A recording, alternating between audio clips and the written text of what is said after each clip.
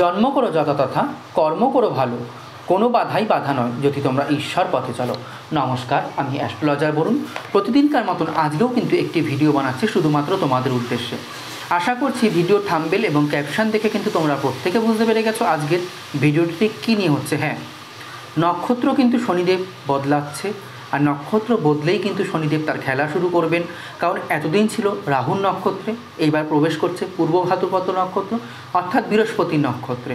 আমি এর আগেও একটা এই নিয়ে ভিডিও বানিয়েছিলাম যে কোন কোন রাশির কী কী বিষয়ে সাবধানে থাকতে হবে সেইগুলো নিয়ে, কিন্তু আজকে বলবো সেরকমই কোন কোন রাশির খুব ভালো, এই নিয়েই কিন্তু ভিডিওটি বানাচ্ছি আজকে। শনির নাম শুনলেই কিন্তু বেশিরভাগ মানুষই হঠাৎ করে ভয় পেয়ে যায়। শনিদেব একটা এমনই দেবতা, কিন্তু শনির ভয়ের নাম নয়, শনিদেব কোনো ভয়ের নাম নয়, শনিদেব কিন্তু ন্যায়ের নাম। আমি এইটাই বলবো, যেরকম কর্ম করছি সেরকমই ফল পাবো আমরা, খারাপ বা ভালো ভাবার কিছু এখানে নেই। শনি শুধুমাত্র মানুষের খারাপ ফল দেয় না, কিছু রাশির জাতক জাতিকাদের জন্য কিন্তু ভালো ফলও দেয়। কোনো কোনো রাশি বা লগ্নের জন্য কিন্তু শনিদেব কিন্তু আবার রাজযোগকারক গ্রহ। আগামী 6 এপ্রিল প্রবেশ করবে পূর্ব ভাদ্রপদ নক্ষত্র অর্থাৎ বৃহস্পতির নক্ষত্রে। অক্টোবরের 3 তারিখ অবধি কিন্তু এই নক্ষত্রেই বৃহস্পতি দেবগুরু বৃহস্পতির নক্ষত্রে থাকছে শনিদেব। 12টি নক্ষত্রে শনির প্রবেশ অর্থাৎ এই পূর্ব ভাদ্রপদ নক্ষত্রে শনির প্রবেশ 12টি রাশিকেই কিন্তু জাতক জাতিকাদের কিন্তু প্রভাব পড়বে। কারণ শনি কিন্তু একটা বড় প্ল্যানেট, আমরা সবাই জানি।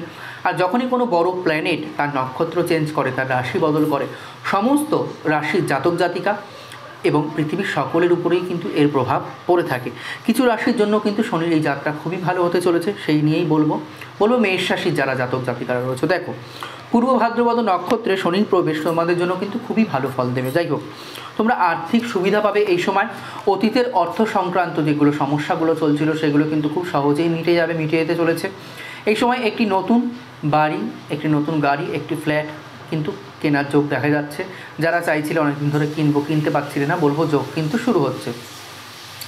যারা ব্যবসা করছে, বিজনেসম্যান রয়েছে, তাদের জন্য বলবো এই শনির যে বৃহস্পতির নক্ষত্রের প্রবেশ অত্যন্ত ভালো ফল দেবে। যারা সরকারি চাকরির প্রস্তুতি নিচ্ছ তাদের কিন্তু চেষ্টা সফল হবে এইবার। অমীমাংসিত কাজগুলোও কিন্তু মেষ রাশি জাতক জাতিকাদের কিন্তু শেষ হবে। পরবর্তী রাশি বলবো বৃষ রাশি বা বৃষ লগ্নের জাতক জাতিকাদের কথা। তোমাদের জন্যও কিন্তু খুব শুভ দিন শুরু হতে চলেছে, বলবো বৃষ রাশি অথবা বৃষ লগ্নের জাতক জাতিকাদের জন্য। বহু বছর ধরে পরিশ্রম করে যদি পদোন্নতি না পাও, তাহলে বলবো কিন্তু এবার সুখবর তোমরা পেতে চলেছো বৃষ রাশির জাতক জাতিকারা। তোমাদের পদ ও আয় কিন্তু দ্রুত বৃদ্ধি পাবে এই সময়।